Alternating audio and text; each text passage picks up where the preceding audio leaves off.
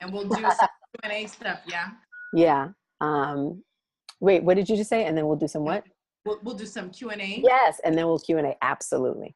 But I thought that would be great to provide a nice kind of framework of good practices for our sisters who are making this transition in lifestyle to live in a way that you have, where we're optimizing the value of our food from when we buy it in the grocery store to after we've cooked it and we're storing it, you know, when we should and shouldn't eat it. Okay, awesome. Well, I'm so happy to be here with you, Hope Sisters. We finally made this happen tonight.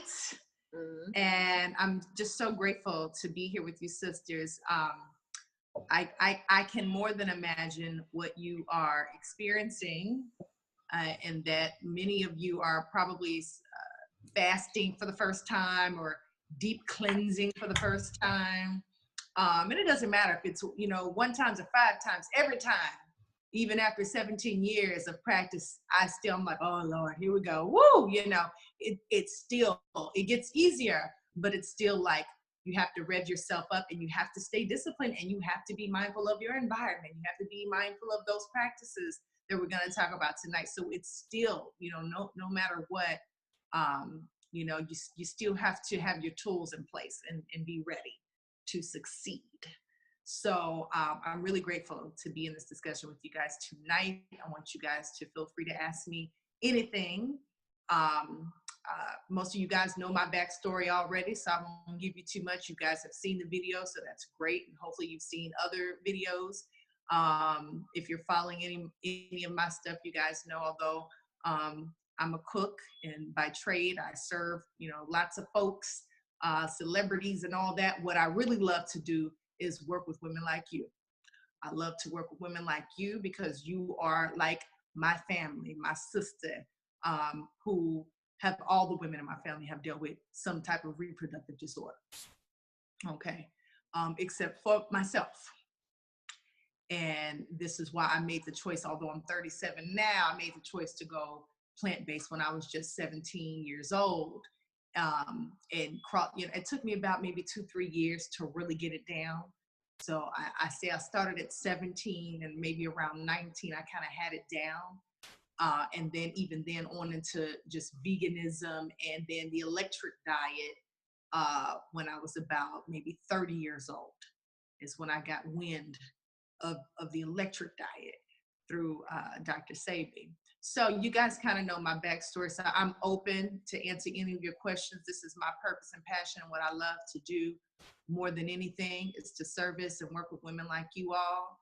And I pray your victory. I claim your victory right now and forever. And I know my sister Jessie does too. So y'all in good hands. I hope I can, let me see. I think I just turned Jessie turned her sound off. Okay, hold on. Okay, you guys can hear me okay. All right. So, are we all in the group? Yep. Okay, Yes. good deal. All right, sisters. So, what I like to do is, first of all, the way I choose to shop is very, very important. I kind of go down my list of what's cleanest and what's local when I go shop. So I plan to shop on the weekends because I know on Friday and Saturday I can go to all my local farmers.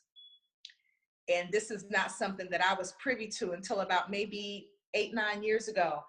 I found out that most cities have folks who take their harvest and go and have open air markets sometimes all year round. And so on Saturdays and Sundays, I go down to my local Carter Center or Grant Park. And if you haven't already found your local farmers, I suggest that you do, because that's going to be your best bet as far as economically and some of the best and most nutritious food that you're going to find, because it's going to have all its life force intact and all those nutrients intact because it's just been picked. So that's my first priority when I go shopping for food, is I'm looking for the local farmer, the local gardener. So once I get there, of course, then I'm going, well, for me personally, I'm going to look for my brothers and sisters. I'm going to go and shop with them, and I'm going to find out what they have. And then if they don't have the things that I need, then I'm going to move on and go find what I need. But oftentimes it's seasonal. So I'm mentally prepared that I'm probably going to have to go to more than one place.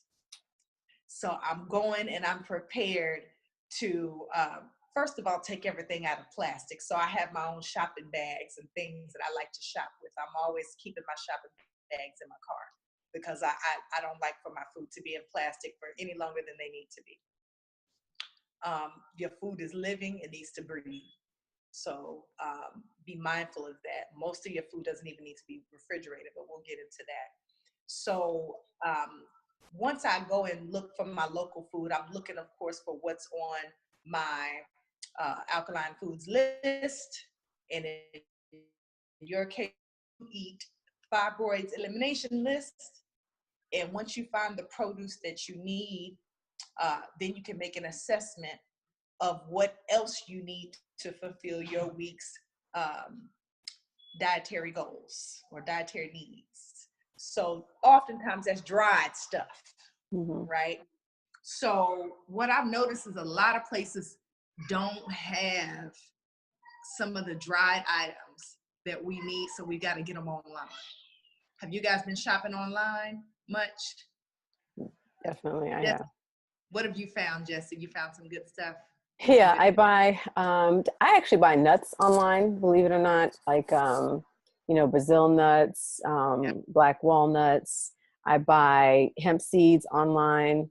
I buy pumpkin seeds online. Sometimes I get them better at the vendor. I compare, things like black wild rice, even beans, some of those things I can definitely buy online. Sometimes I can easily access them at the health food store that's near me.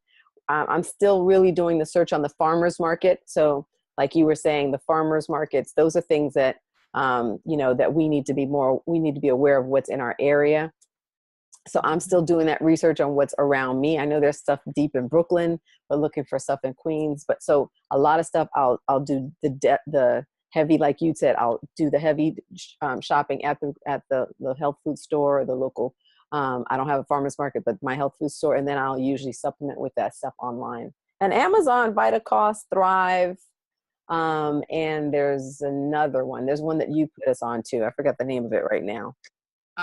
You're talking about oh my God, cost. I'm drawing a blank.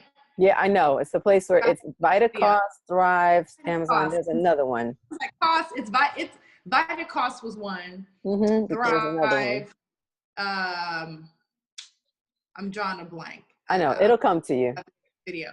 So yeah, I kind of, I like Jessie, a lot of the stuff she's been getting online, I've had to find those things online too, because it's just, once you get all these items in bulk, it's just a lot cheaper. You don't have to pay for shipping oftentimes.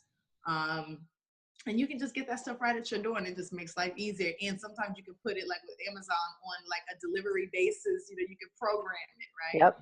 So I really, I do that a lot.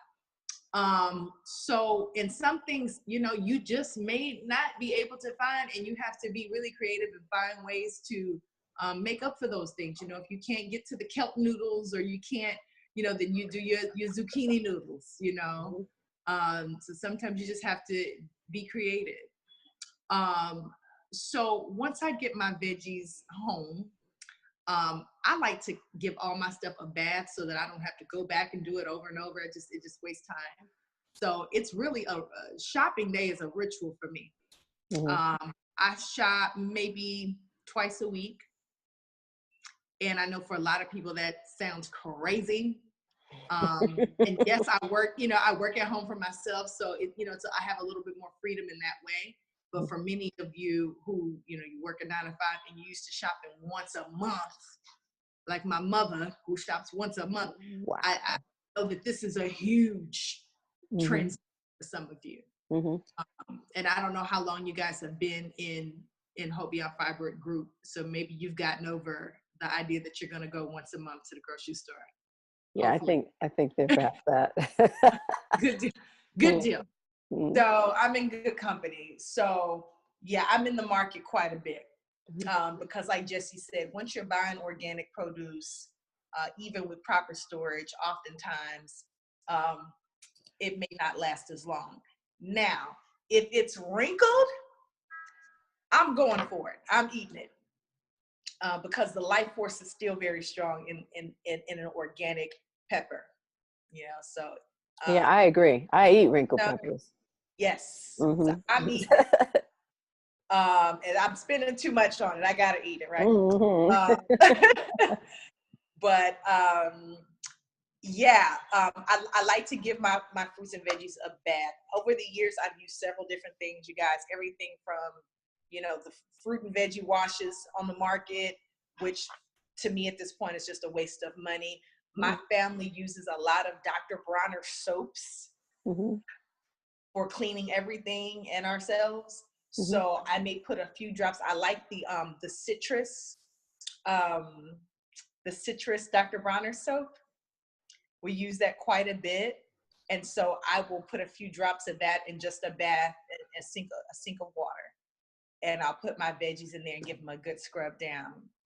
You know, what we use, and I'd love your thoughts on it, is typically what I'll use is, of course, you know, you get a fruit brush and fruit veggie brush, but I'll clean it off with spring water, and I have, it's, you know, the natural baking soda also, as well as, so that's good, especially for those veggies that have like a lot of stuff on them. But then also just for the ones that don't have a lot of like debris or stuff on them, just I make this solution that is the food grade hydrogen peroxide, right? Wonderful. I use that as a spray bottle. I just make that, and literally you can buy it for like $20. The bottle's about this big, and it lasts literally a year. Literally, like, because you're only using an ounce at a time. You're only using for over a year. Yeah, absolutely, over a year. And be careful. Welcome, Joan. Yeah, don't let it hit your skin and stuff, because it'll burn you. It's potent. Whoa. Yeah, I don't mean like burn, but it's potent. It's very potent. And you use 1 ounce, 1 ounce to 11 ounces. The solution is 1 ounce of the hydrogen peroxide, the food grade, to 11 ounces of like distilled water. And I put that and use that to spray and just really clean off things like a mango. Like I wouldn't necessarily use natural baking soda with a mango or an avocado, but I would use that fruit spray. So that's my thought. Does that sound? No, I love using peroxide for a million things. I use it here. You know, I'll use it if I've got my Dr. Bronner's right in front of me, which I typically do in front of my dishes. I'm gonna drop some drops in the tub. My husband oftentimes will spray down veggies with peroxide. We both kind of use it interchangeably. We use apple vinegar and lemon. It just kind of depends on what's closest to me to clean off. Yeah, like over the years I've used it all. But I love that, keeping a spray bottle. I usually just drop some in a huge tub of water. But yes, I love that. Using a spray bottle is wonderful. I love that. Welcome, Joan. Joan just joined us, just letting you know. So go ahead. So once we're talking about the life cycle, once you go grocery shopping to then she's washing off the fruits and veggies, what's the next step? So next, it kind of depends on what you're doing with your meals for that week, guys. Because it's really based off that. For example, if I'm going to do a pot of veggie stew, then I may go ahead right then and there and chop up veggies for that and back those things up individually. I may put those things pre-chopped. Say I'm going to cook them within the next day or two. I will do some pre-bagging and throw it in the fridge. Other than that, I throw everything into glass bowls. I have these large glass bowls that some of them are wooden, mostly glass, but I set everything out and just let it lay out and breathe. So you don't store it in the refrigerator, or you just put it in glass bowls. Yeah. That's everything from like what, give examples of The things. only thing, everything except for berries, Mm-hmm. greens, most herbs, unless I'm going to use them within 24 hours, I may put them in a glass jar and just let them out near the sun. But other than that, I'll put those in the fridge. Berries, greens, herbs, condiments, most fruits that I personally want to be chilled. Otherwise, like mangoes, avocados, everything is literally out. Sometimes even my zucchini and squash will also stay out because usually I'm using these things very quickly. And So that's a good question, right? So because you are going, now most of our sisters are not going back and forth to the grocery store that frequently. So I want them to also have a perspective of, okay, you know, I may be going to the grocery store once a week or, you know, once every week and a half or so, right? And that being the case, they may be getting, like when I go to the grocery store, I may get 12 avocados. I may get, you know, 10 mangoes. You know, I may get, you know, 12 cantaloupes. You know what I mean? Because I have a family who they're going through it, right? So I can't just like let all that, like I don't have counter space for kitchen space for all I don't that.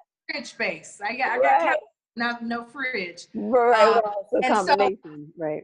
So again, ladies, it's almost, you know, we're doing a group consultation here in a way, but it really will become specific to you and your lifestyle and your space, you know, and you really have to kind of design your own situation based on your life. And I'm certainly here to give you suggestions, but like Jessie's saying, if you're getting a lot of things at once, then, you know, you're going to have to do some freezing. And I believe in that.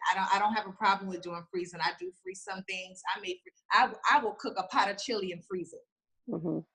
I'm like my grandmother in that way, and I'll thaw it out, forget it, you know. So and understanding, you know, I think I was just going to ask you, and I want to make sure, because I don't want to lose what you just said, was that, so what she's saying is that really what we want to look at, what's the right combination of things that match your lifestyle that still optimize the nutritious value of your meals, right? What we want to make sure is we're not doing things that actually toxify our food, like cooking tomatoes. No, we know we're not cooking the tomatoes, right? We also, so we know that when we refrigerate tomatoes, they're actually most potent when we don't refrigerate tomatoes. However, you may end up refrigerating your tomatoes and understand that they're not going to be as potent as they were when you know, if you were able to leave them out, just for storage and keeping your food, right? So have you found there are any things in terms of foods that you absolutely don't want to put them in the fridge because of how quickly or how much they eliminate or lose their minerals and nutrient value? Anything that I would suggest you not putting in the fridge, things that to me that still need to maybe just ripen, you know. The body doesn't really digest well when you're eating foods that are not ripe. So, you know, although you may get a fresh mango, you want to keep it, you know, you want to eat it cool, or you want to keep it in the fridge and things like that. I mean, I would say let fruits ripen as much as possible, with the exception of like berries. But, you know, avocados need to be out and ripen. Mangoes need to stay out and ripe. And for me, even like peppers and things like that, you should be able to leave a raw pepper. Any of your raw peppers should be able to stay up for at least 5 days. If your pepper starts to get moldy in 5 days, then you got another problem. Right. So if you don't plan on using your pepper within, I say 4 or 5 days, then in that case, I will go ahead and refrigerate it, so maybe you can get another day or two out of it. But the only other thing that I would say is like herbs. You know, I noticed that if I'm going to use herbs like within the next 2 days, leaving them out to me in water, I'll put them in just like maybe a mason jar, just half full with water. To me, just seems to allow them to just still keep their life force before I put them into my food. So are So you covering them in yeah, the water? I like to keep my herb. No, I like to just kind of fill my mason jar up halfway and just leave them out near the sun. And I just kind of Awesome. like, yeah, for like a day or two. And Okay. then I'll go and use those. But I always have extra herbs on hand in the fridge just because I'm good for Always. things. For just depends on what you're making. Mm-hmm. And I have to say, you know, my disclaimer is that although I'm a mom and a wife and a cook, I'm also cooking for lots of people often. So I'm also a chef. So the way that I approach my kitchen sometimes is a little different, but I think Mm-hmm. that some of the tools could be helpful to the everyday woman. Mm-hmm. So I don't want to, you know, overwhelm you ladies, but you won't be able to use everything I'm giving you, but maybe some of these things will be very helpful. So And it's probably helpful if they're hosting a family dinner, right? If they're hosting people coming over. So I think definitely. Yeah, So organization, I would say, is super, super key. When I come in with all these fruits and veggies, organization is everything, or I'm not going to be able to get through the week and crank everything out the way that I need to. So I like to label. And I think you guys may have saw some of the containers I like to use. Keeping a cupboard that is organized. So if you're getting all those bulk things, you know, putting your dry goods into clear containers with labels is extremely helpful. And then even putting names and dates on things in the fridge, because I'm sure many of you have families and they go in the fridge and they're like, what the heck am I looking at? This is like a rainforest or whatever, you know, putting, you know, going in and maybe even getting some of those Target like slide in clear containers so that you can just pull things out as opposed to digging, you know, can be helpful.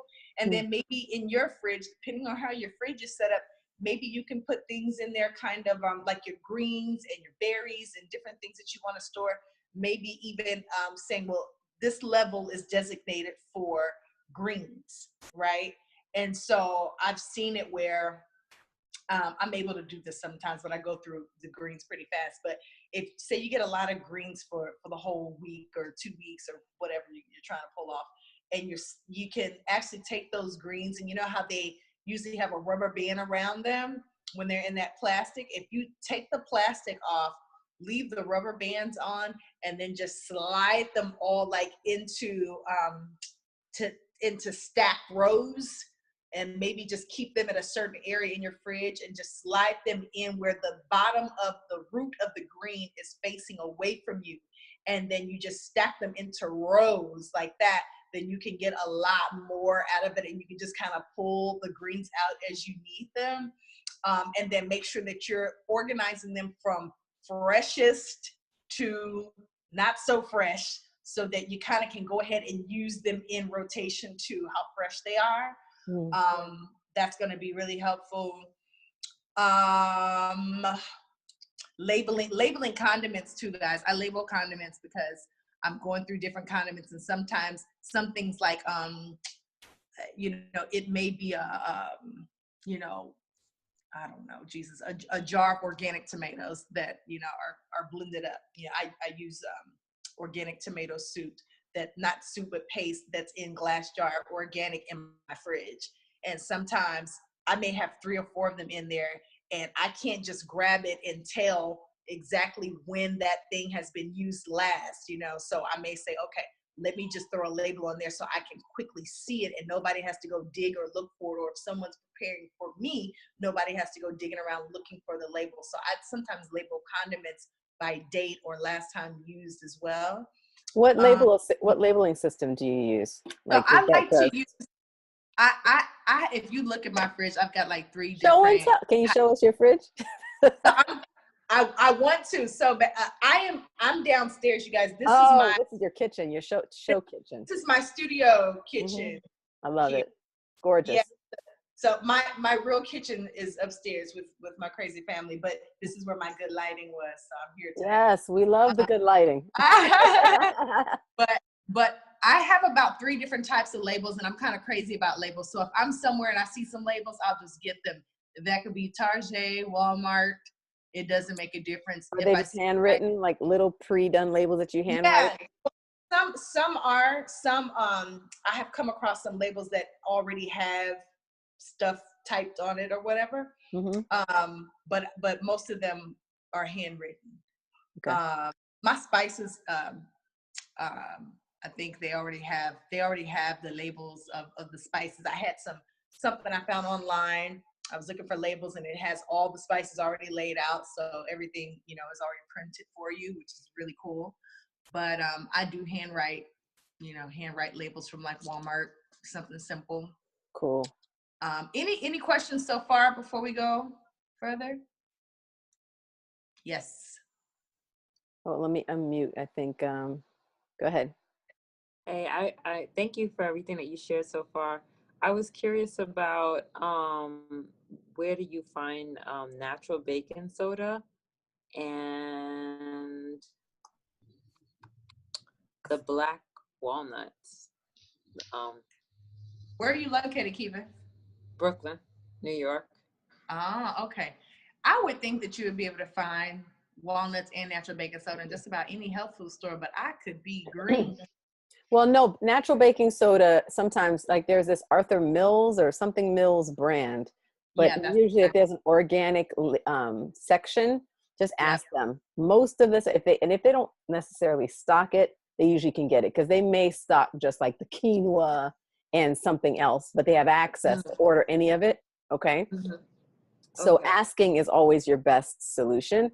But, Right. and then you can always get it online. Amazon is the other best friend, Vitacost, but it's called natural baking soda. It's something Mills. I can't think of the name, but that's the one I have. Yeah, it's something Mills. It's Okay. Arundel Mill. I don't know. It's something Mills, but it's definitely, it's like a well-known, like they have flowers, you know, like Red Mills. Oh, I Red think I Mills. noticed. Thank They you. have like amaranth and all that. Yes. There's food on it. Mm-hmm. Yes. Okay. All right. Yeah. And I was curious about how come no storage in the fridge, and what does it mean when your fruit are fuzzy with fungus? Yeah. So no, I don't do a lot of storage in the fridge because technically, if we were living in a natural environment, we would be eating things right off the tree or bush or right from the ground, and it would still be ripening. So putting it in the fridge, to me, it doesn't give the food a chance to fully continue with the process of ripening. And sometimes it actually really messes with the texture too. Like we were talking about fresh tomatoes, fresh tomatoes, fresh onions, and things like that. Red onions. They're actually not supposed to be refrigerated ever. But, one of the first things you learn, in chef school is you don't refrigerate the tomatoes. Yeah. So yeah, the taste changes. They change the taste, they change the texture, they change the quality, and they're living things, so they still just need to breathe and grow and ripen. Okay. Wait, to address the thing you also asked, Kiva. So two things. One is what I'll do is typically, like if there are foods that as I'm going throughout the week, I'll take out a mango or I'll take out avocado, things that I want to let ripen, because I sort of have to manage it so that it all doesn't ripen all at the same time, right? So that I'm ripening and allowing it to ripen before I really want to eat it, right? So maybe I'll take out a couple avocados the night before, the day before. Tomatoes, I go through, I would like to not refrigerate them, but I do refrigerate them just because, again, it's just a matter of storage and use and, not allowing them to go bad. But as far as the fuzz, the easiest way to test if something has pesticides, if it grows mold, fuzz, white fuzz spores, that means that it had pesticides. Okay, so it wasn't truly organic. But if it was truly organic, it will wither, brown, kind of yellow, like shrivel up. That you'll see that, and that's usually you'll definitely see it in berries. Those are like the easiest ones to tell. Like they'll start to get that white fuzzy mold. That means that those weren't organic, or something might have been wrong in the soil. And typically, when you start to eat clean, like we're doing, especially like after you did the fast, when you eat it, and if it wasn't organic, it'll upset your stomach. Like it will either cause a belching or it'll cause an inflammatory response. But when your body starts to be able to tell, and you're like, even if it's something that's labeled organic, it could have been that batch, right? And what Chef Ahki was saying about getting to know your farmers, that's one of the ways where you can save money, is knowing and testing the foods for yourself, saying, okay, you know what? I'm developing relationships with my farmers, and I want to know, okay, they say they're grown organically, but I'm going to test it for myself, because farmers don't necessarily, if they're local, they don't necessarily want to spend the money to get the organic labeling. It's cost prohibitive. It's actually profit plunging, right, Chef Ahki? So what they'll do is, they're developing relationships with their customers, and so that you can develop a trust in them, where you take it home, put it in the mason jar for 72 hours. If it develops that fuzz on it, that was the test. But if it starts to brown and wither, then it was truly organic. And I've definitely tested it and seen it for myself. Oh yeah. Oh man. Do you ever fight people when they tell you it's organic and then it's not? I don't have a local. I haven't found a local produce. I don't. I know that these farmers are trying to make a living, and oftentimes people are asking them for seedless things. People are begging them for, people that they don't know, so sometimes the farmer also feels, He's meeting a demand. Yeah. So he's sometimes pulled, but building that relationship is for me has been amazing, because like Gessie said, I can hold you to your word about your food, and I can come to the farm and see the processes. I can come and I can go up here to Rashid Nuri's farm. I can volunteer. I can see what they're using, if they're spraying things, and I can see the process of their soil growing. It's amazing. So building those relationships, and I know New York has some amazing farmers. When I was there for on book tour, there was a Black farmer there who was cranking out some amazing stuff, and you gotta give us his contact details. I know. Look, I've been thinking about him ever since I left there, and I know that whoever the people were that put this event on can connect me. And please share that information. I misplaced his information, but I mean, this brother was very knowledgeable, and he was growing food right there in the city. I want to support him, because the truth is, we're going outside of our communities, and we're buying from farmers that are not. I love to buy Black. Even more so. We're buying from Whole Foods. When I'd love to, and the health food store that has pretty much everything I want is an Asian owned health food store. Oh, wow. So I love to. I mean, they have they're very responsive. Like, oh, you need this? Let me see if I can get it for you. You know what I mean? Which is great. But I want to say, hey, well, no, I'm getting this from such and such because he's growing it, and I want to support him. And I want to tell all of our people in New York about him. You know what I mean? That's how we support one another and keep farmers in business. Yeah, absolutely. Absolutely. There are some things that we just don't have a choice. I know I can't go get elderberry juice from, the friends up the street, but you got to do what you got to do. But, I'd certainly try my best to be mindful to look for my local Black farmers, so they need our support, because if we don't support them, then who will? Okay. So we talked about pesticides, mold.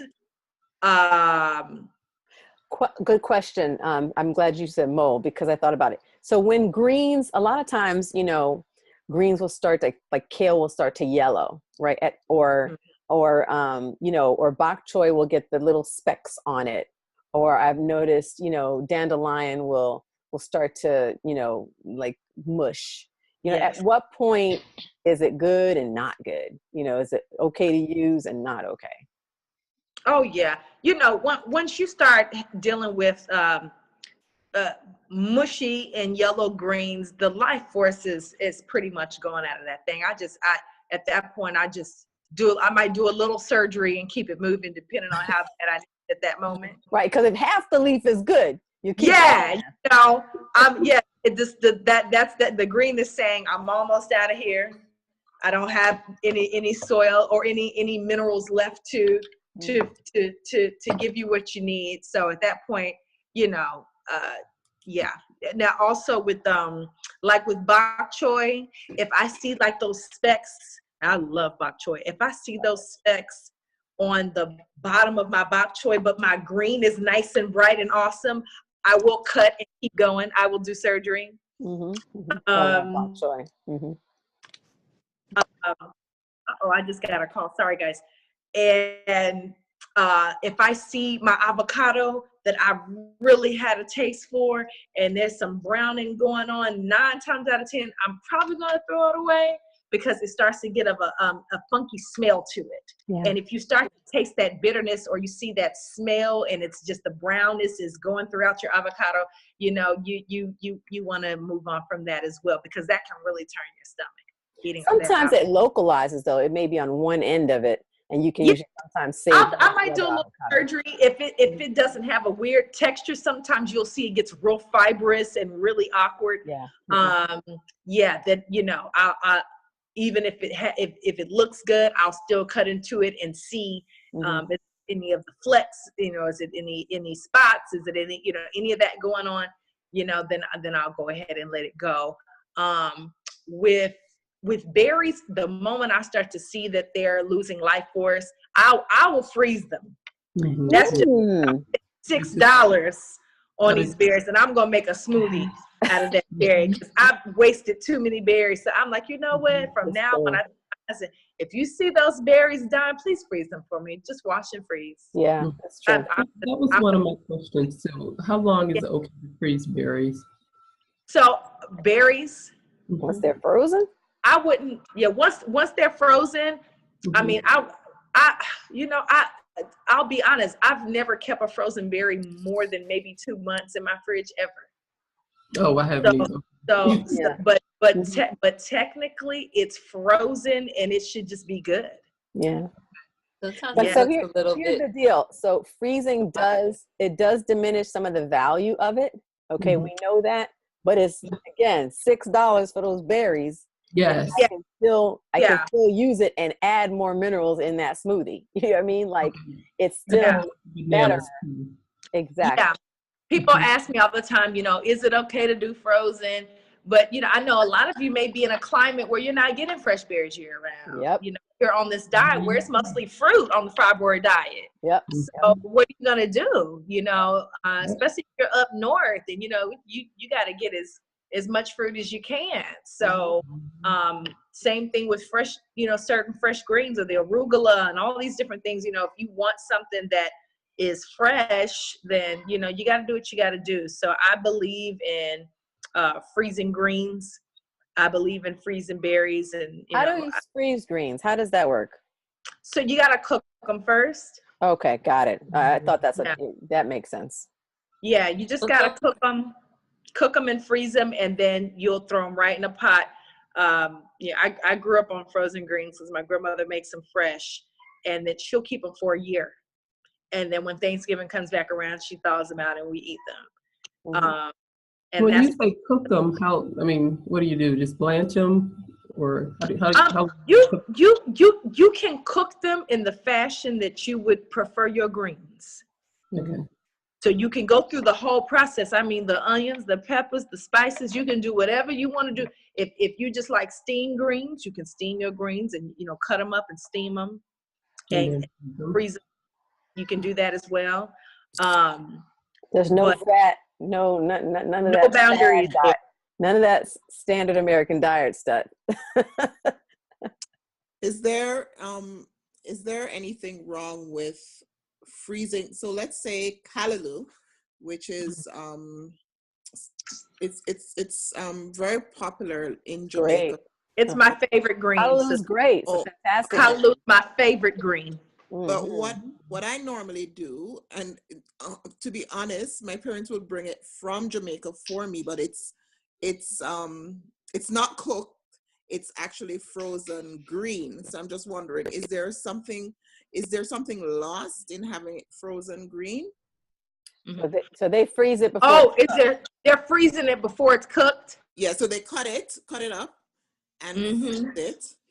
And then whenever I'm using it, I'm just pulling it from the fridge, already cut and washed. Oh, yeah, that's kind of how they do. I go to the Mexican market sometime, and they have the it's called a teosinte. Mm-hmm. This is the amaranth green, Mm-hmm. and but you know, I think it's the same family as callaloo, Okay. because callaloo, you know, same family, and Mhm. they do this. They have them fresh, chopped, and frozen, and they pull from that into their recipes, and nothing's gonna compare to fresh, but Okay. that's just fine. Yeah. Okay. Okay. But sister Katrina, is that Katrina? No, this is This is Joan. Jones. That's Joan. Oh, hey, Joan. I can't see you. She doesn't have her video on. She doesn't have her video. Oh, okay. She's another one of our Hope mommies. Where are you located? This is the I'm in problem. Canada, actually. Oh, you're in Canada. So they don't have any fresh callaloo that way, huh? They probably do, but getting I guess fresh stuff from Jamaica is is a treat. Yeah. She's like, I don't want to lose that. Just like her mangoes. They Mhm. have callaloo. They have callaloo at the markets, the green grocery stores here, but I don't know how natural it is. No, callaloo doesn't have to be organic. I mean, if you can get it organic, it's optimal. But Oh, because of where they have to get it, it's not like it's not one of those plants that you can just, pick up anywhere. So yeah. If I see it, I'm buying it. I don't care if just it's buy frozen. I don't care if fresh. Get the callaloo if you can get it. Get it. I am going to. that's And the thing with callaloo is so potently nutritious. Yes, it is. Yeah. You know, it wouldn't matter what you Iron. did to that thing. It's going to be nutritious. mad It is. delicious too. Mm-hmm. Now y'all got me. I'm about to go get some for tomorrow. I make it with some. I know there's no hope of me finding it, so I won't even look. You mentioned Lynette's in Iowa. Idaho. Right. Sorry, I keep forgetting. Idaho. Well, you mentioned that you take shopping bags. What kind of shopping bags do you use? You said you take them out of the plastic and you have your own shopping bags. What kind of shopping bags? Mm-hmm.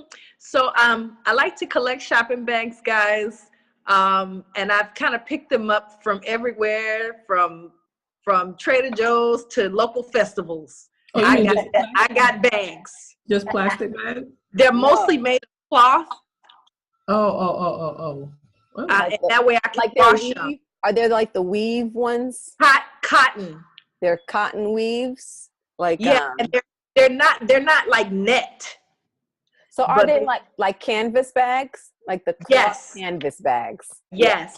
Because they breathe. I like those cloth canvas bags, because you always have a little spillage here and there in your bags and your groceries. In the washing machine. And they breathe, and you can put them in the washing machine. So I really like those. I've picked up a few plastic bags here and there, but I really like those cloth bags. Okay. Yeah, those are actually better than, the ones that they sell in the grocery stores use these as the shopping bags you come back and forth with. They are still impenetrable. They get nasty. Yeah, they're impenetrable because they're that hard kind of, they're still a form of plastic. So I love what you're saying, Chef Ahki, because the canvas bags, and we pick them up all the time. Yeah. So why not use them? Like, how many bags do we have? If I were to look in some of the closets, I could probably put 10. You know what I mean? Yeah. So put them in the car and then use them to actually store our produce. That's actually a great idea. I love that. And I'm sure you guys have talked about, plastics, right? So how creepy it is that, everything has to touch plastic before it gets into our body. Yeah. So just getting away from that as much as possible. Mm-hmm. Yeah. Where do you get your glass? You said that you put things in glass bowls or wooden bowls, like when on the counter and even in the fridge. Mm-hmm. Yeah, even your cereal, not cereal, but the large containers are glass too, right? The ones that you store in the cabinet. Yeah. Now, I wouldn't go break the bank, ladies, with this glass stuff. When I first started transitioning out of all the Tupperware that I used to hold on to, all the Cool Whip bowls and all that stuff, I went to the Goodwill. I went to the thrift stores. I went to the Goodwill because I was doing an overhaul of the plastics. So I went to the Goodwill and I found a bunch of beautiful glass. I found glass everything, right? So I collected mason jars. I collected Pyrex, like the Pyrexes, the Pyrex bowls. I have Pyrex with because I like the lids. So I do. I like to stack them. So I have several of those Pyrex glass bowls with the red lids. I love those to keep things in the fridge, especially leftovers, because I love leftovers. I'm one of those ladies. I love leftovers. And so after I cook something or make something, and especially raw stuff, and I know y'all doing a lot of raw stuff, then keeping it in glass in the fridge is going to help it to stay really fresh. So Pyrex with lids is great. And then the stuff that's going to sit out, I have stuff from, from Marshall's, from anywhere that you can find something that's kind of a flat, wide glass bowl that can hold all your pretty vegetables on top. Like that's that. kind of, and I just kind of fill that up every week as I'm adding new things to it. I'm putting more peppers and more tomatillos and more, and just ginger and I'm leaving all that out somewhere. Is it compartmentalized? It looks really pretty. Is it compartmentalized? I need a picture. You need to text us so I can share with the women afterwards. Hold on, if I have a photo. Let's see here. Oh, no. So in the video, you guys saw me with a big bowl of fruits and vegetables. And that was one of my bowls that I use that's up on my pantry now, because I don't have limited cabinet space, because I don't, but I have so much stuff because of all the cooking and catering. So I actually had to purchase an extended wooden shelf unit from like IKEA or whatever to, I think I went to IKEA, and I got an extended shelf unit just to put all my stuff on. So I've got one level of dried things and one level of glass bowls or wooden bowls that are set up just for produce that will sit out. Nice. Okay. So now this is really nice, because when you walk in your kitchen also, what do you see? You see all this beautiful veggies laid out, and it makes you want to cook. It makes you want to prepare, because you're like, oh my goodness, this stuff is sitting out. I don't want to waste it. So it inspires you to want to make something too. Awesome. I have one more question.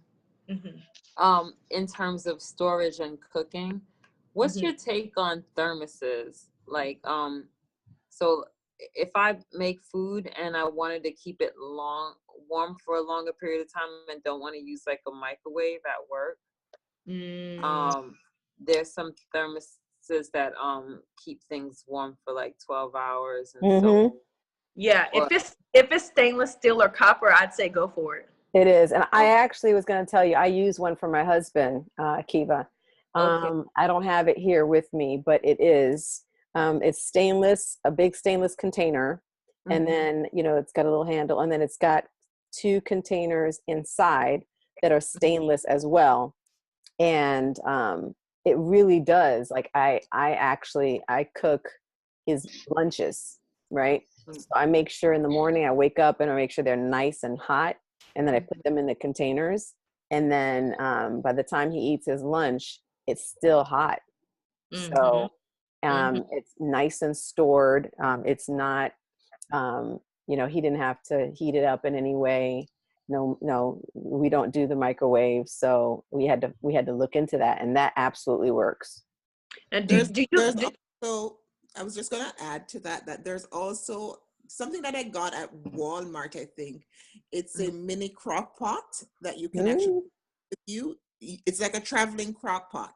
So if you have something that's warm, like soup or whatever, you can take it in that, I guess, single serve crock pot and just plug it in. And I'm going to get one for my mom. I love that. It's lovely. Oh, that is lovely. And you can put everything in there. You can if you're making hot cocoa or quinoa, Oh, that is just, I mean, you know, that is wonderful for the working woman who's sitting in her cubicle all day. Exactly. Yeah. Yeah. That'll save your life. Yep. Yes. Yeah, I was trying to figure it It out. literally will, because it keep you out the microwave. Right. Yeah. Yeah. Because I would for that. But I know a lady who literally took her a brand new toaster oven and plugged it up in the break room. So, you know, I was going to do that, but mine is so nice, I decided I'm going to keep it at home. Smart girl, because everybody going to start using it. Like, that thing was expensive. But what about the air fryers that are out there? Mine has an air fryer feature, but what about the single component air fryers that they're advertising everywhere now? Oh, hold on. You said a single component air fryer? Yeah, it's just an air fryer. Oh, I don't know what this is. Air fryer. Oh, Yeah, you gotta look it up. I mean, I haven't used it. Everywhere. So I didn't get that, but I was like, well, maybe I can get an air fryer and take it to work because they're so much less expensive than the nice toaster ovens. Okay. But how does it work? What does it do? I don't know. I read the Wikipedia that you sent. It seems like you put a little bit of oil in it. And yeah, you don't have to use a lot of oil in it. It cooks the food. Right. But I don't know how that compares to like a microwave or a toaster. No, well, I would say a toaster oven is way better. I wouldn't use anything. I know, but I need something at work because I'm here all the time. And the one that I bought, I said I'm keeping that at home. I was going to bring it to work. Why not? Well, why not just get a cheaper one that you can just leave at the office? They're like $30. Yeah, like $30, something like that. 30. The one I bought was at 30. No, I'm saying get a cheaper model of just a toaster oven. That you but the air fryers are cheap like that too. And I was just wondering. Yeah, but I'm not liking the sound of that. That you have to put oil in it. I don't like that because the minute you start you don't have to put oil in it, but it's if you use oil, you just only use like a portion of what you would normally use. So maybe you can use water. Maybe like steam. Maybe it would steam. So I'll look into it as well. You look into it, Chef. Because I mean, if you're at work and you got something to keep things warm, to warm things up, or to blend things. Like I used to travel a lot with my little mini. Bullet. Save your life. Okay. Yeah, but that little, so you've got a couple of things. The mini crock pot that Joan mentioned. Yeah. That storage, the food storage, which I told you guys about, and it keeps things cool or hot. Where do you get the name of that? I just got it from Amazon. It's is it a Yeti? Because I know they keep cool and hot. See, I know I sent it a while back. Let me just look it up real quick. I may have the name of it, but because it's stainless, it will hold so whatever you may have sent home. So I mean, you prepared at home. You just take it to work with you, right? And then there's also again, if you're doing salads and stuff, you don't have to worry about heating it up. If you're doing smoothies, you can do one of those like the little bullets that we talked about, that Chef Ahki just talked about. And then the toaster oven, which is if you have you could even just heat it up right on aluminum or something. But bottom line is that you can use a toaster oven for like $30-something. But I'm just looking up the one I just mentioned if I have the name of it.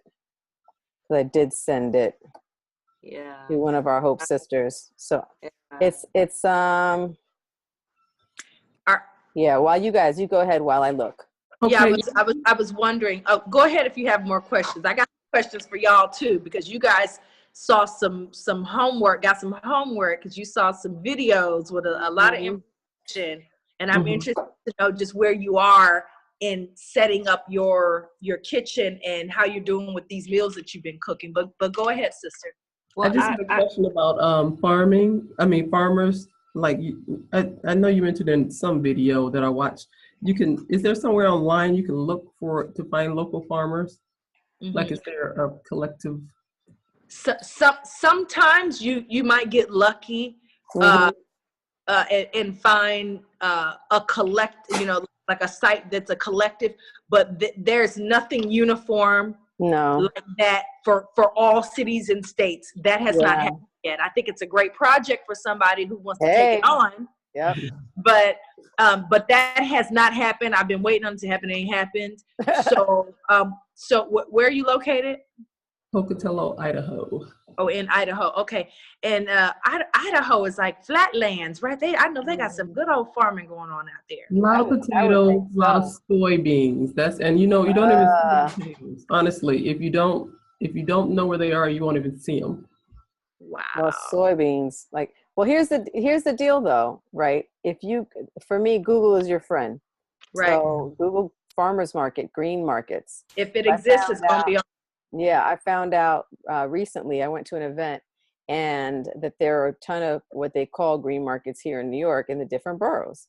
And I just want to start just going to visit them and seeing what's out there, because in terms of like, the thing is, they're not like a store. They usually will have a display somewhere, and maybe at a local college area on the weekends. So it's not like it's going to be like your Whole Foods where you go there every day. You know what I mean? It's going to be more of like what you would think about a swap meet or a flea market is, where they have, they come and do it on a weekly basis, right? Yeah. Some are year round, like Chef Ahki was saying, and then some are not. So it's really, again, finding out the lay of the land in your area. Yeah, you gotta dig on Google for some of that stuff, and just maybe check out Idaho, whatever the surrounding cities are, because if there are farmers that are selling their stuff, then they're going to go to the popular areas to do it. Yeah. So, if you can, whatever the popular city is around you, closest to you, and then check out, organic farmers, local farmers, or farmers markets, right? Open air markets. In the summer, I go to the farmers markets about 45 minutes away, but when it's chilly like it is now, they shut down. Yeah, they're not all year round. Yeah, yeah. That most cities are that way. I mean, I know women that have relocated just so that they can heal themselves, because it gets really hard sometimes. I'm trying. Yeah, she's working on it. It's rough. But thank goodness for, Thrive and Amazon and all this stuff, and frozen things. We're all trying. So actually, we're coming down to 30 minutes. So I think the questions that you have for them, and this is a good time, because I want to make sure we get into those. Yeah, I want to see where you guys are in making your kitchen a fun place to be, because I know y'all spending a lot of time there. Have you guys, gotten your spices out of plastics? I think glass jars or glass containers. I usually buy the spices. They're usually in glass. You mean like fresh spices? Are you talking about fresh spices or dried spices? Yeah, dried spices. Well, I got that Chef Ahki jam. Yay! Y'all are enjoying that. Yep. Yeah, I post them. I cook with it all the time, and I post about it. Did you see? I did my black bean stew this week. Yeah. And I posted about it. Yeah, I was so inspired. I was like, ooh, I'm gonna go make some black bean stew. It's so daggone good. Yes. So you spices, so you got my spice, so that's great. But I'm sure you guys are still using certain things, your allspice and your dulse and different spices, and onion powder and ginger. Oh, my dulse is still in the bag that it comes in, the plastic. Okay, you could put that in glass, definitely. Yeah. Dulse flakes. That could be a good overhaul project. Maybe for your niece and nephew, their cousins. Put some folks to work. And then we talked about upgrading pots and pans. I'm sure you guys I'm so happy you mentioned that, because that was my question. Like, I've been trying to get an answer in terms of what is a good pot to use, like what stainless. Stainless steel? Stainless is the best. Stainless steel? It's the very best. Yes, you use cast iron? I did, huh? You use cast iron? I don't use cast iron. The doctors, I guess maybe it's something you can use down the road, but they recommend only stainless, definitely, as we're kind of more rigorous in this process, because I guess things are kept, because a cast iron doesn't it hold more stuff in it, like in terms of some people like to, they like to keep the seasoning and stuff in it. What are your thoughts on that, Chef? No, that's very true. I love cooking with a cast iron skillet. It's one of my favorite things to a great weapon. It's a great weapon. Yeah.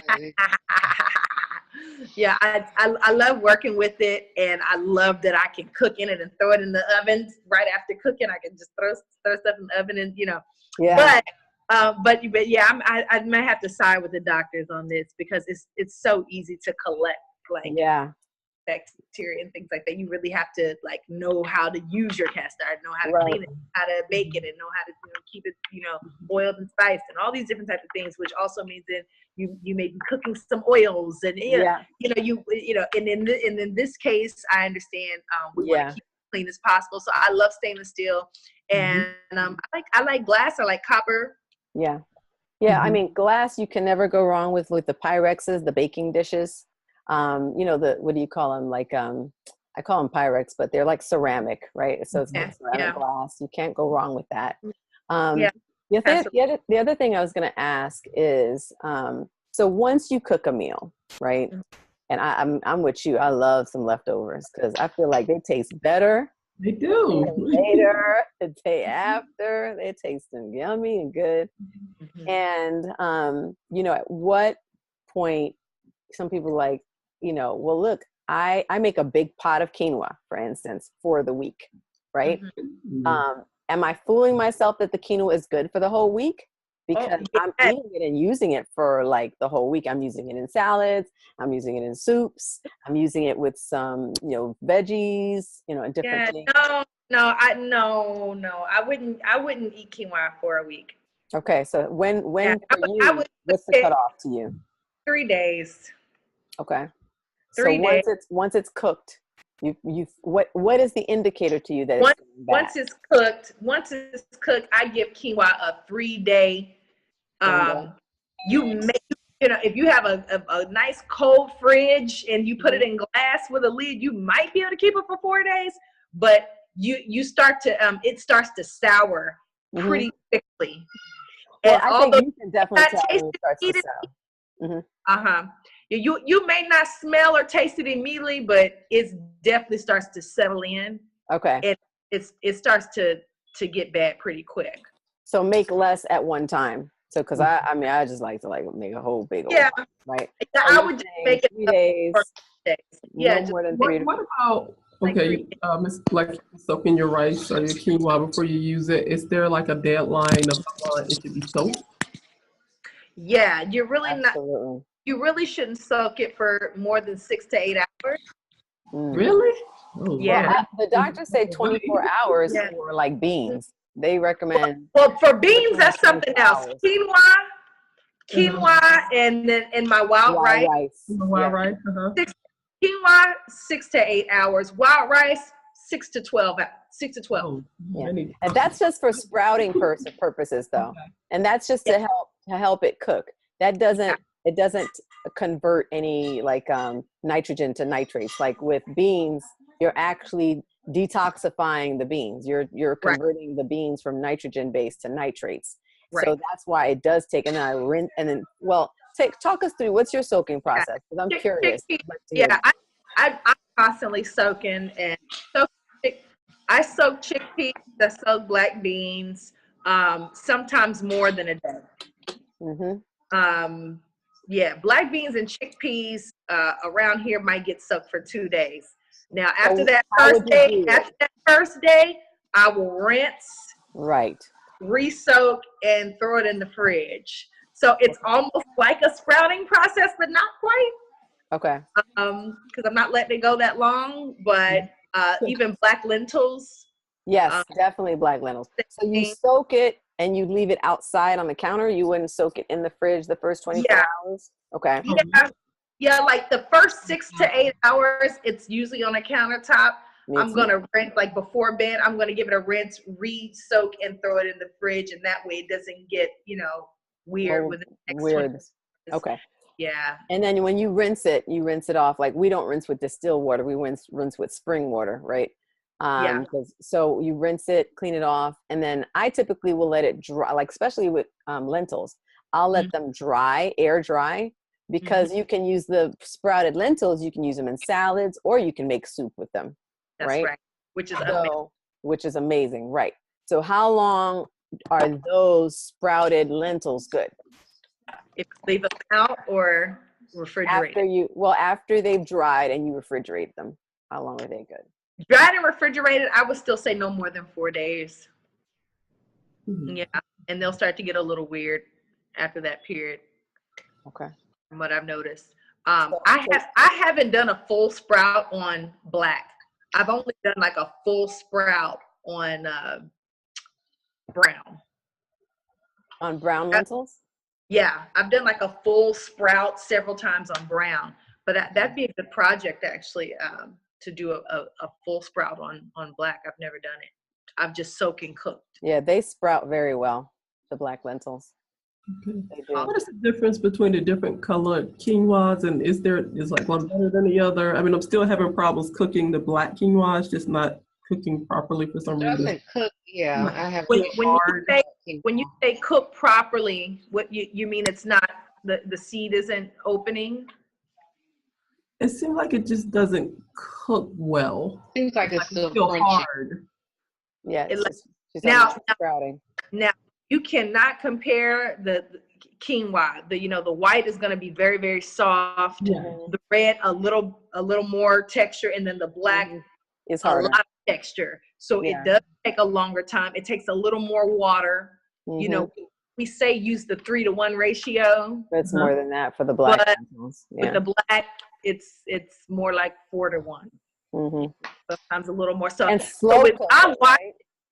How do you cook it? Slow cook it too? Like I only let it cook on medium fire for like 10 minutes, and I literally put it on simmer for like a good 40 minutes or so after that. But for the black? Yeah, the black. Yeah, just because it needs to steam for a while. One of my projects is I want to try to make black quinoa in a rice cooker and see what happens. Because yeah, I mean, it may be like the best thing ever. So that's what I want to try to do. But like similar to what Gessie's saying, I found that I've had to, put it on a medium, almost medium low heat with the lid on it, and just, walk away for a moment and then stir and check on it to make sure that it's perfect. And it's one of those things that you kind of have to keep work. You can't mess it up, right? Yeah, so it only gets better. Keep adding it only gets better. So if you got to keep adding a little water to it and covering up, keep it on a low heat just until it softens and pops open, then do that. Soaking it up, of course, is you got to soak it if you want to get the best texture out of it. I use the quinoa to do the equivalent of my rice and peas. So I'll use it with perhaps the same black beans, or with my coconut milk, of course. And absolutely. Do the same thing. Because I like rice and peas, of course. So that's the Jamaican in you, girl. I love it too. So that's a very good recipe. I need to know what you're adding to this. Are you putting peppers? Are you putting what are you putting in here? Just the regular natural spices, nothing over the top. So the sea salt, of course, and maybe I'll probably put some of the what's the cayenne pepper. Thyme and the thyme in it. And pepper, and You said cayenne. You said cayenne pepper, Joan? Yeah. She like it spicy. Oh yeah, I keep using that. It must have been a thing. And thyme. Yeah, and then I add the coconut milk. I cook mine in coconut as the milk liquid. too. Yes, and the black beans. Yeah, and it comes out nice and lovely. Like it's delicious. And I use, of course, I use my onions. I'll use fresh onions or a powder. Fresh red onions. Yeah, I'll saute those and then add it in, because it really does help to make it a little bit more flavorful. And scallions. That's Mhm. yummy. Yeah. That's yummy. Yeah. But Lynette, you asked a question. I don't think we answered it. The rule of thumb is the darker it is, the more nutritious it is. Okay, just in general.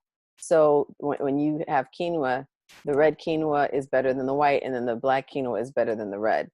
It is harder to cook.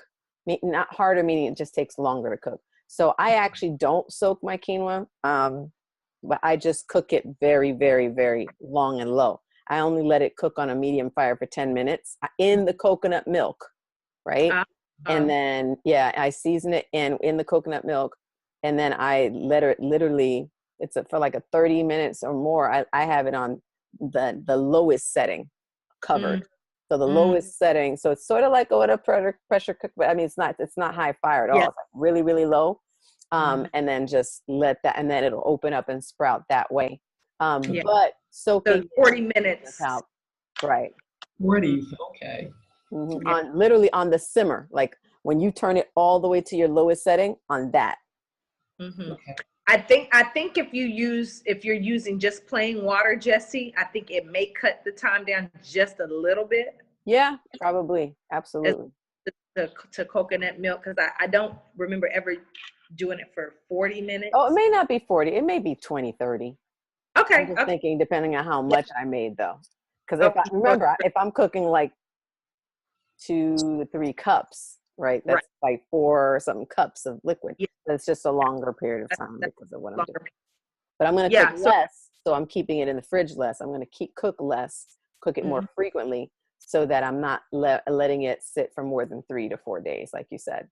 Yep. Gotcha. Okay. Any other questions? Yes, I have 2 really quickly. First of all, I did just sad diet 4-session program, and that was really good. That really helped me out quite a bit. But I have a daughter in college. She'll be home for Christmas, and I want to cook some vegan meals for her that she would like. What would you recommend, like somebody who hasn't done anything, something that I can cook that she will like? Awesome. So I just completed 6 videos just for holiday meals, vegan plant-based holiday meals.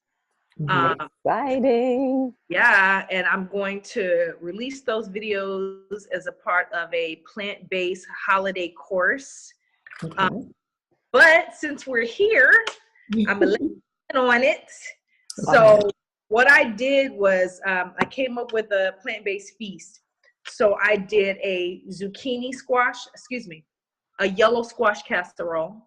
Okay. And I used spelt bread that I toasted and put into a food processor to make breadcrumbs out of spelt bread. Ooh, nice. Wow. Okay. Nice. Coconut butter. And I sauteed my zucchini, my red onions in coconut butter and herbs. Coconut butter, herbs, and sea salt. And I layered that with this breadcrumbs. That sounds amazing. Delicious. We need a preview of that. So I also made a purple cabbage with currants and chopped pears. That sounds good. That sounds really good. Yeah. Lemon juice, sweetener, coconut nectar, agave, whatever y'all use. Coconut nectar. We don't use agave. We do coconut nectar. Coconut nectar, and so I did a little bit of coconut oil, coconut butter. I use date syrup. Well, you can make it with your own dates. That's the way we do it. Make it with blend up your own dates. Beautiful. Which Africans are known for this. Date paste or date syrup can so many things, but that's another topic. So you got your purple cabbage, basically just sliced up really thinly, cooked down with some lemon juice, with some coconut nectar, and we added some currants and some allspice, and just make it real kind of festive. So it's kind of, you got the texture from the pears, the currants. It's like a sweet. Are the pears fresh on top, or fresh too. cooked side of it. Fresh cooked. Okay. Fresh and cooked inside. So it's a sweet and tangy side dish. Sounds nice. Then we did a spelt gravy on top of spelt bread stuffing. Man. So we did. Sounds hungry now. Stuffing is my jam. Stuffing. I'm so hungry. I gotta go home and eat. Spelt bread stuffing, and I like adding sweet things to non-sweet things. That's just my thing. So I actually chopped up pears and added that in this dish as well. But Nice. it's basically stuffing with spelt bread, made traditionally. You know, coconut butter, celery, herbs, all that. You know, thyme and all that. Nice. And just kind of cooked down and tossed in first with the spelt bread and then baked. And that just get a little crust on it. And then, of course, I made my spelt gravy kind of like a roux. You know, you get old school roux, you know. It's literally, sorry, guys. I just cooked butter, and I cooked the butter, put the flour, sprinkled it in there slowly. I whisked it all. And once you get it whisked in, you add your coconut milk and salt and pepper, your herbs, and that's your gravy. Nice. Very simple. So you can make your daughter something yummy.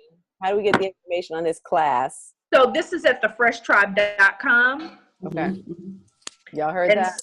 No. Fresh Tribe. The Fresh Tribe.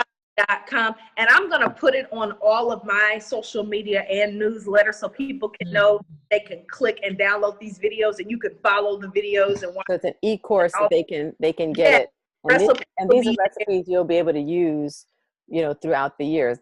You know, Christmas is literally the next thing coming up, the New Year's. You guys also probably have the fibroid elimination recipe book, which also has a holiday feast out of that. Yeah, there are definitely recipes, and you guys have the ebook on that. Yeah. So there's some stuff in here that you guys could do for the holiday as well. And on that SAD diet thing, you did a 14-day thing. What 14 days?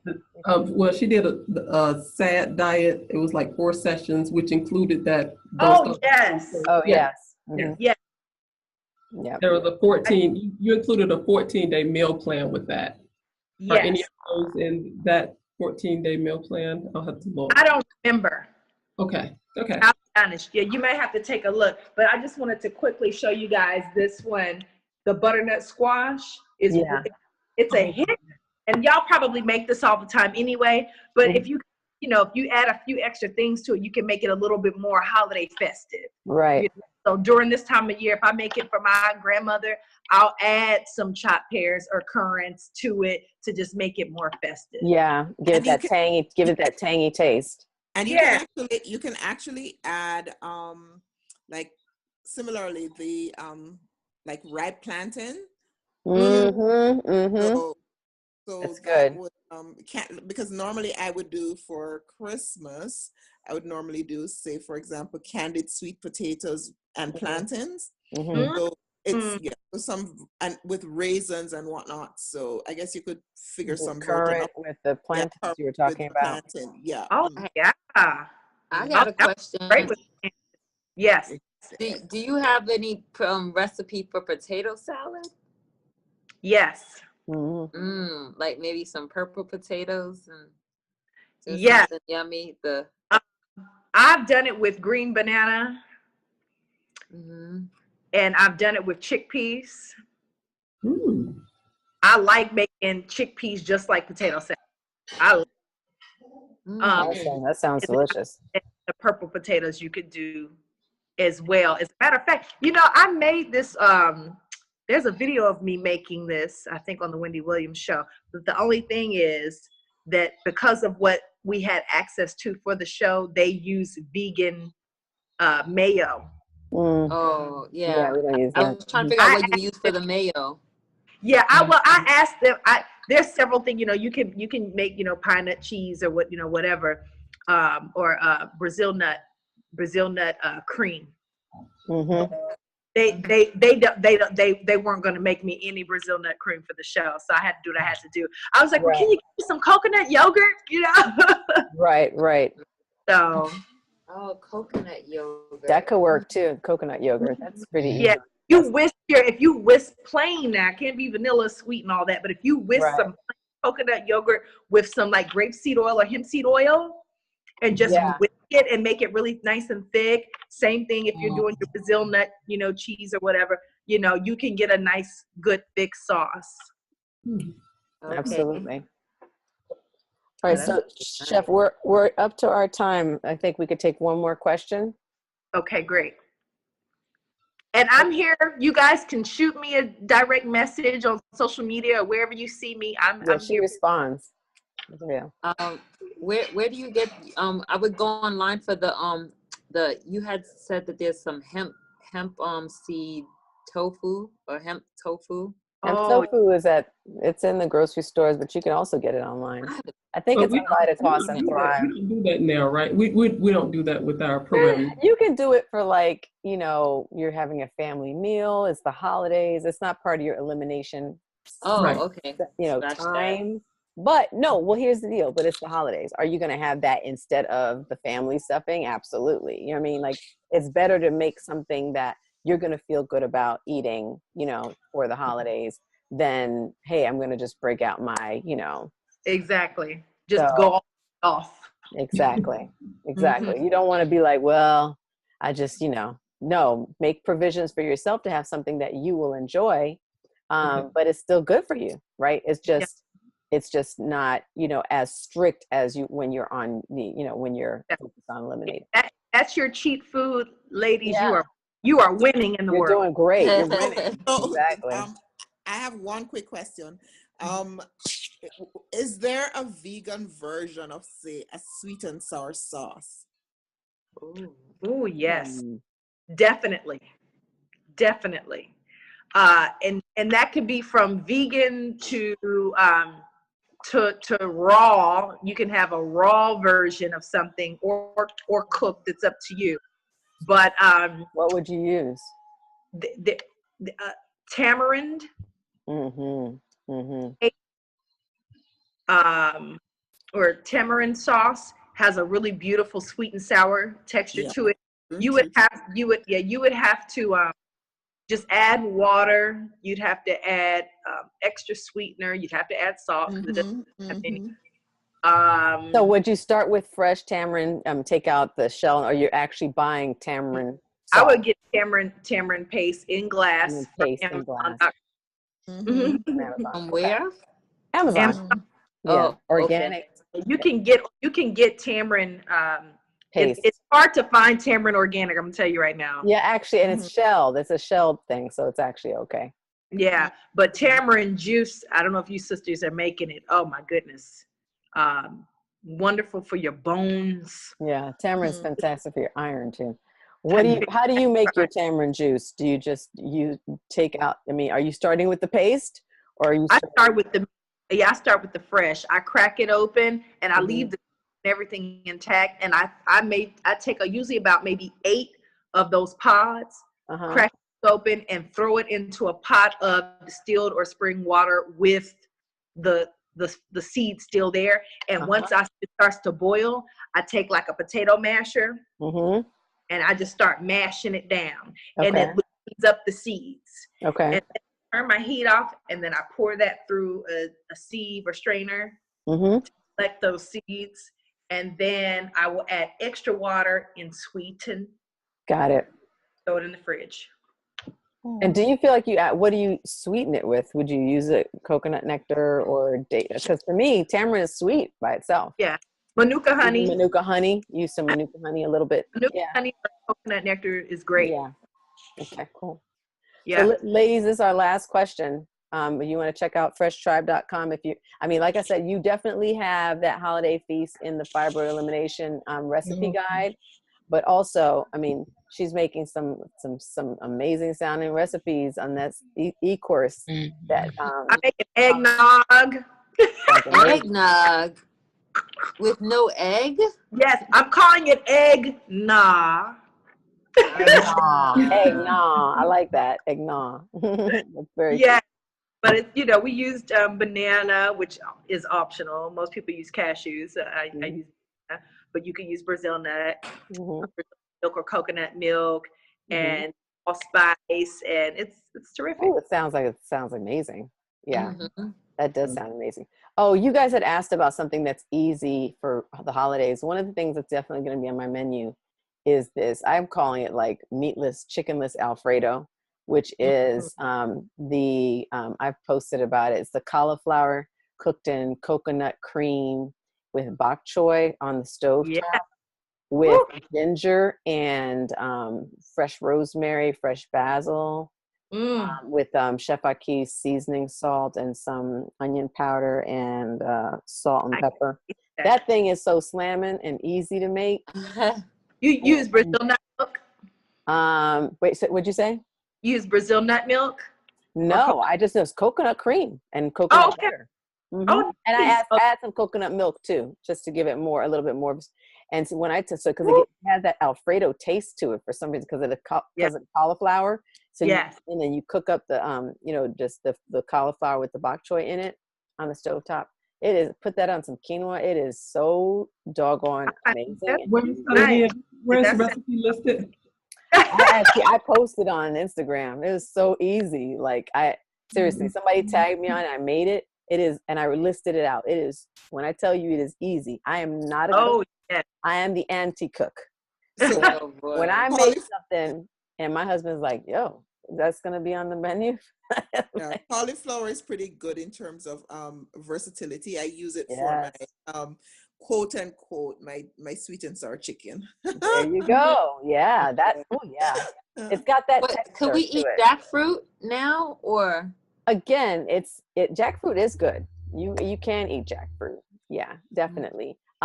Is it going to be the best? It's not a water-based fruit for now, really, but it's something you can use as part of your. I want to be clear. There's a difference between what you're eating as part of your everyday and what you can have as part of, I want to be a part of this festive season. I want to have a nice meal.